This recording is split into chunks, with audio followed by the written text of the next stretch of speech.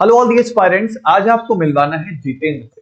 जितेंद्र ने हमारा जो आईएफएस केमिस्ट्री का यूट्यूब चैनल है उसको किस तरीके से यूज किया, जेआरएफ एक्सप्रेस, पेपर प्रिडिक्शन, तमाम चीजें सब कुछ जानेंगे जितेंद्र से। उससे पहले बहुत बहुत congratulations, CSIR net JRF thank you sir. 74, इसके लिए बधाइयां और स्वागत है आपका प्लेटफॉर्म पर। Thank you sir. सबसे पहले तो आपको good evening sir. Good evening, good evening.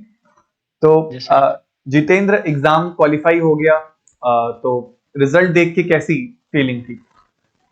Sir अच्छी एकदम गुड फीलिंग। बहुत बढ़िया। थोड़ा आप अपने बारे में बताओ। आप अपना आप कहाँ से बिलोंग करते हो, आपने एमएससी कहाँ से करी? शुरू से थोड़ा शुरू करते हैं। हाँ सर, मेरा नाम जितेंद्र सैनी है। मैं राजस्थान जयपुर से हूँ। जयपुर के अथरोल विलेज से हूँ सर। अच्छा। और मैंने एमएससी श्री श्याम चंद्राजी कॉलेज से की है। हम्म। और सर मैं मेरी यूनिवर्सिटी का टॉपर भी रहा हूँ जिस टाइम मैंने एमएससी की थी। बहुत बढ़िया। तो कॉलेज में लग के मेहनत करी है आपने, कोर्स वर्क में भी मतलब? हाँ सर, कॉलेज में एकदम अच्छे से प्रॉपर क्लास हम्म। कंटिन्यूटी में। और फिर ये कब सोचा कि सीएसआईआर नेट एग्जाम मुझे लिखना चाहिए?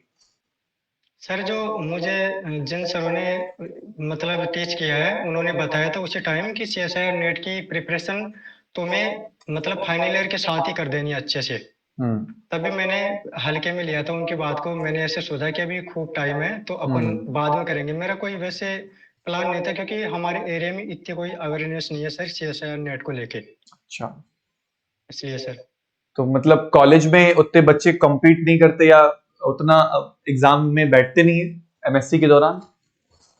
हाँ सर, हमारे यहाँ पे अवेयरनेस नहीं है कुल। हम्म। टोटल तो ये है कि हमारे यहाँ अवेयरनेस नहीं है। इसी वजह से हम सभी ने एमएससी करके निकले थे। हम समथिंग 22 बच्चे। अच्छा। उनमें से सर मैंने ही प्रिपरेशन की थी सीएसआईआर नेट की। अच्छा। Very good. हाँ सर। तो इस बार अच्छा, जब आप ये तैयारी में थे तो आपका ऑर्गेनिक, फिजिकल, इनऑर्गेनिक, इन तीनों के साथ समान रिश्ता है क्योंकि आप तो अपने कॉलेज के टॉपर रहे हो, या किसी को जी कुछ सर। प्रेफरेंस देते हो, कोई थोड़ा वीक है? सर मेरा फिजिकल वीक था सर क्योंकि मैं बायो हम्म। बैकग्राउंड से हूँ। अच्छा। बट ऐसे नहीं था कि मेरे से होगा नहीं, क्योंकि मुझे वो कॉन्फिडेंस कॉलेज में मिल चुका था कि मैं कर सकता हूँ। क्योंकि फिजिकल में हम्म। कॉलेज टाइम भी मेरे 90 प्लस मार्क्स थे। हम्म। ओके, बट वेरी मेरा गुड। स्पेशलाइजेशन ऑर्गेनिक केमिस्ट्री है और मेरा इंटरेस्ट सबसे अच्छा इनऑर्गेनिक में है। जब से आप के मतलब कांटेक्ट में हूँ मैं, तब से हम्म। मेरा फेवरेट ऑर्गेनिक है सर अब। अच्छा, चलो बढ़िया है, आपका फेवरेट बदल दिया गया है। अच्छा। हाँ सर, आपने तो बदल दिया रायता पिला के। रायता फैला के रहे। अच्छा, इस बार जो आपने पेपर क्रैक किया, ये कौन सा अटेम्प्ट था? सर ये मेरा थर्ड अटेम्प्ट था। अच्छा। इससे पहले भी मैंने फर्स्ट अटेम्प्ट में L S A I R 52 के साथ क्वालिफाई किया था। Very good. And then second attempt में मेरा जेआरएफ था अच्छा। ए आई आर 87 के साथ। और हम्म। इस बार मेरा 74 ए आई आर जेआरएफ। तो इस बार की कहानी बताओ थोड़ा हमारे व्यूवर्स को कि कैसे पेपर दिया और क्या सिलसिला था।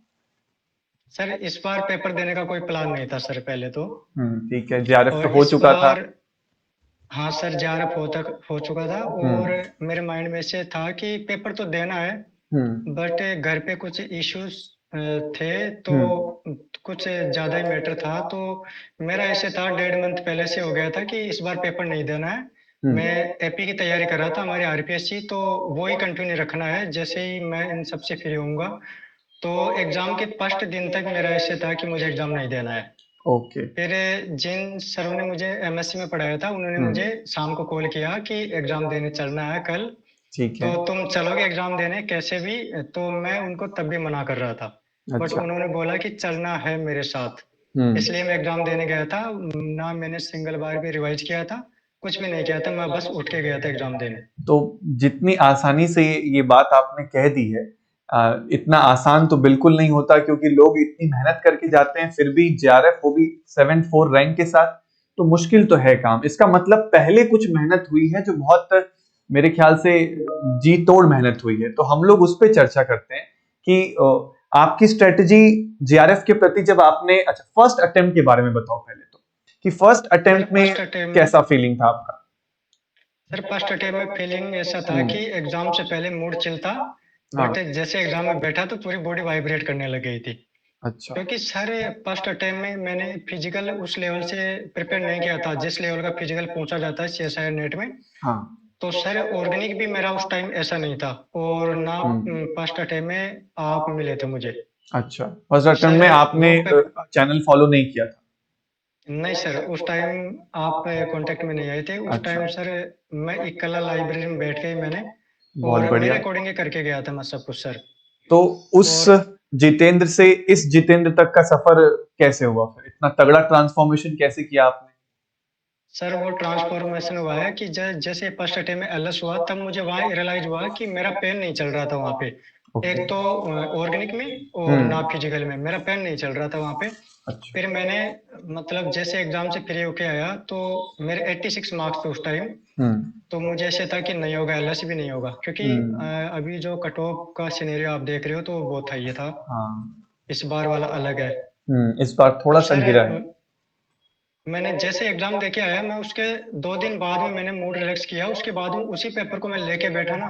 तब हम्म। उस पेपर में मैंने अच्छा स्कोर किया, मतलब पेपर को यहाँ पे लेके बैठा हम्म। तब। तो मुझे लगा कि जैसे वाईटी पे अपन सॉल्यूशन करवाते तो मुझे बहुत सारे क्वेश्चन आते थे जो वहाँ पे प्रेशर में गलत हो गए थे मेरे से। हम्म। फिर सर मैंने एक ही चीज सोच लिया था कि प्रैक्टिस इतनी करके जानी है कि रफ शीट भी शायद ना उठानी पड़े आने वाले टाइम में। हम्म। ऐसे था सर। बहुत बढ़िया। फिर मैंने सर सबसे फर्स्ट नंबर पे मैंने ऑर्गेनिक को दबा के प्रैक्टिस किया था, तब आपका कांटेक्ट हो गया था मेरे से अच्छा, कैसे वाईटी पे। कांटेक्ट हो गया? सर मेरे किसी साथ के ने मुझे सजेस्ट किया था कि अच्छा। हितेश सर है आईएफएस पे, हम्म। क्योंकि मैं पहले जानता भी नहीं था। तो ठीक है। उसने बताया, फिर मैंने सबसे पहले आपके जो जीओसी वाली लेक्चर सीरीज है जो पुरानी पड़ी है वाईटी पे, वो यस। मैंने फॉलो की, तब मुझे ऐसे लगा कि बस। अच्छा, तो जीओसी वाली आ, सीरीज आपने लगाई, उसको पूरा फॉलो किया, नोट्स वगैरह बनाए? हाँ सर, आपकी फ्रिक्वेंसी एकदम मैच की मेरे से। फिर मैंने देखा कि चलो कुछ ऐसा करवाया है हितेश सर ने कि हम्म। एग्जाम से पहले सब लेके आते हैं, तो हितेश सर क्या करवाए। अच्छा। तब सर मैंने देखा आपका एक number sir content JRF express, कि हम्म। इसमें बैठ जाओ जेआरएफ ले जाओ। आप सच हम्म। बोलते थे सर। वो फिर मैंने फॉलो किया था सर। अच्छा, तो जीआरएफ एक्सप्रेस का कैसे उसको स्ट्रेटेजाइज करते थे? जैसे अपनी तैयारी को उसके इर्द गिर्द कैसे घुमाया, प्लानिंग कैसे करते थे? क्योंकि कई बार यूट्यूब के बच्चे, ठीक है कंटेंट तो मिल रहा है, लेकिन वो उसको उस तरीके से नहीं इस्तेमाल कर पाते हैं जैसे आपने किया है। तो वो स्ट्रेटेजी कैसे बनाई, उसके बारे में बताओ। हाँ सर, वो स्ट्रेटजी ऐसे थी कि जैसे आपने सीरीज स्टार्ट की उससे पहले हाँ। आपने प्लानर लाया था।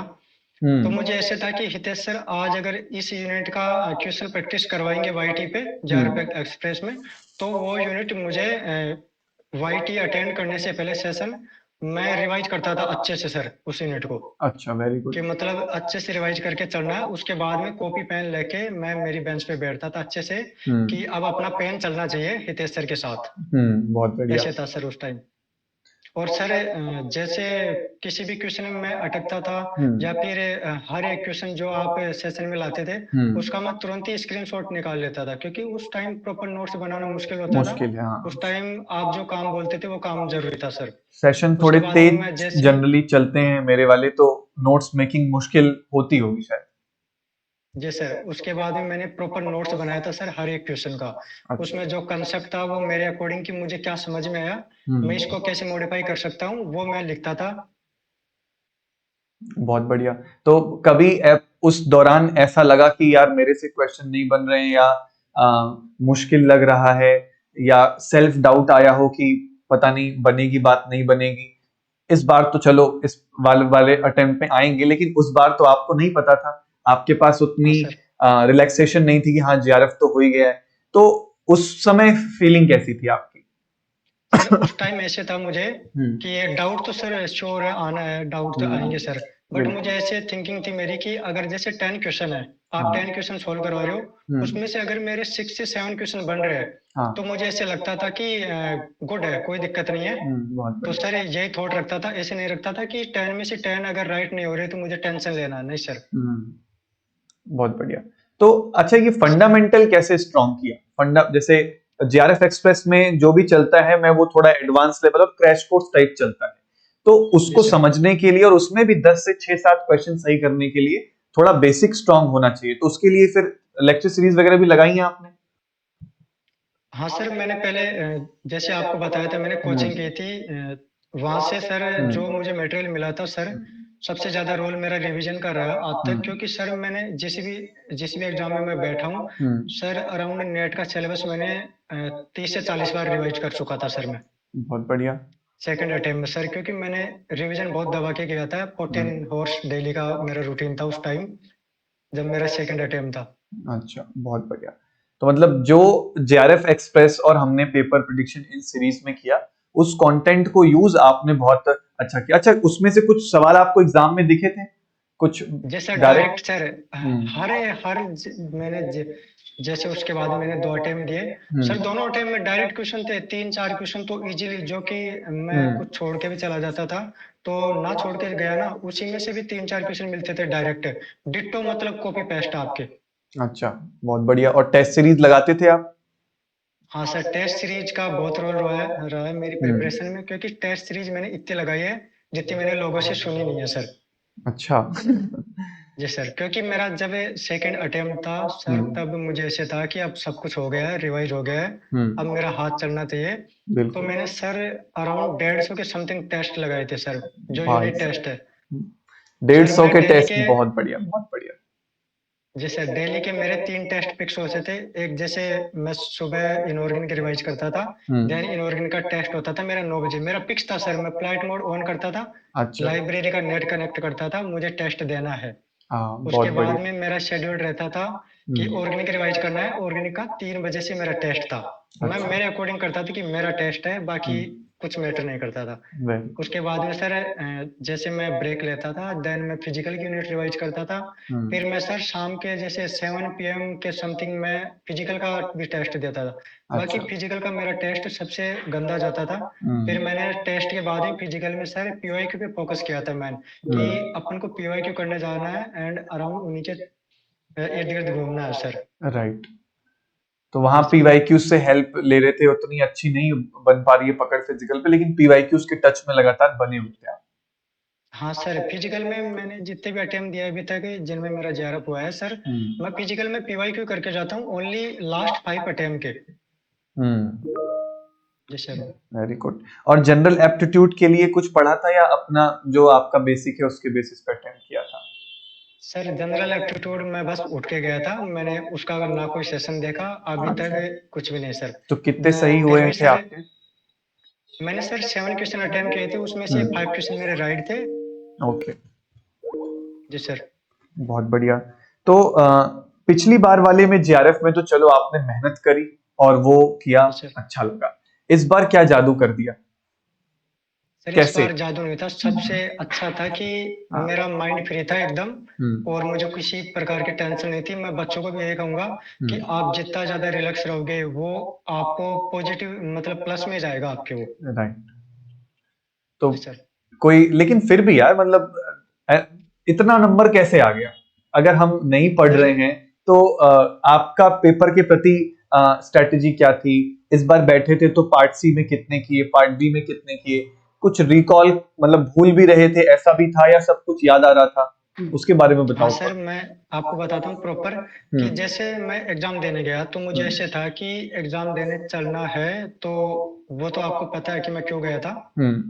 और उसके बाद में सर जैसे मैं पेपर में बैठा तो मुझे वहां पे रियलाइज हुआ कि रिवीजन जरूरी था, एटलीस्ट एक बार तो रिवीजन जरूरी था। क्योंकि सर मैं जस्ट पेपर देने पहुंचा, मतलब बैठा पेपर में, तो सर एनजाइटी तो हर बार होती है, चाहे अपन कितना ही फ्री होके माइंड से जाए। तो क्योंकि वो पेपर सेटअप ऐसा है कि वो आपको परेशान करेगा एक बार तो। सही बात है। तो सर मैंने सबसे पहले जैसे मैंने पार्ट से ओपन करता हूँ मैं, देन पार्ट बी, फिर पार्ट ए पे आता हूँ। तो मेरा ओके। फिक्स शेड्यूल था फर्स्ट अटेम्प्ट से ही, कि पार्ट सी को देना है 1.5 आवर्स, 1.5 घंटा देना है। देन पार्ट बी को 1 घंटा देना है, और पार्ट ए के लिए 30 मिनट रखना ही है मेरे को।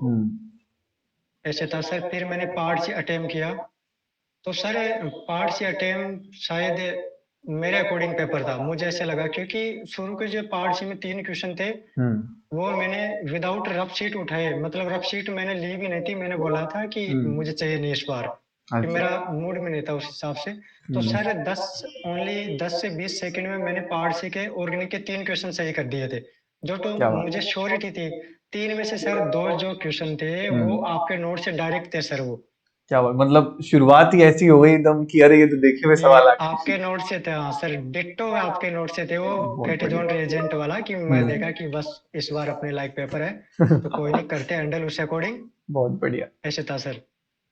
और सर मेरा आज तक का जितना भी मैंने अटेम्प्ट दिया है तीनों टाइम में, सर मेरा पार्ट भी हर बार सबसे बैड होता है सर वो। पार्ट भी में कभी भी मेरे 60 नंबर से अबव आए नहीं सर। अच्छा। हाँ सर, बाकी मेरा सबसे ज्यादा रोल मेरे मतलब एग्जाम क्वालिफाई में पार्ट सी का ही रहता था। क्योंकि सर एक टाइम ऐसा आ गया था कि मैं पार्ट सी को ही इतना टाइम देने लग गया था कि मेरी थिंकिंग पार्ट सी के अकॉर्डिंग हो गई थी। कि मैं जो छोटे कंसेप्ट थे, छोटे क्वेश्चन थे, लाइक पार्ट बी में जो आते हैं सर, वो कंसेप्ट मेरे रप हो गए थे।